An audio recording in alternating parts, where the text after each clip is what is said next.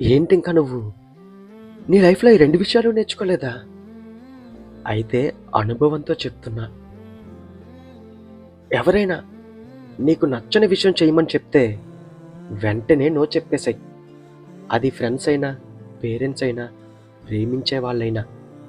ఆ ఒక్కసారి నువ్వు నో చెప్పకపోవడం అనేది నిన్ను జీవితాంతం ఆ క్షణం నో చెప్పుంటే బాగుండు కదా అని బాధపడేలా చేస్తుంది. ఇంక రెండో విషయం అంటావా?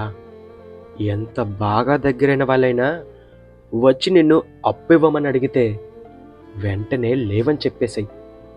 తీసుకున్నప్పుడు చాపిన చెయ్యి తిరిగివ్వడానికి వెనక్కి వెళ్ళిపోతూ ఉంటుంది.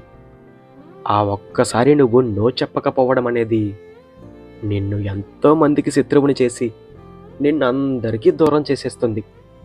ఇది అనుభవంతో నేను నేర్చుకున్న పాఠం ఇది.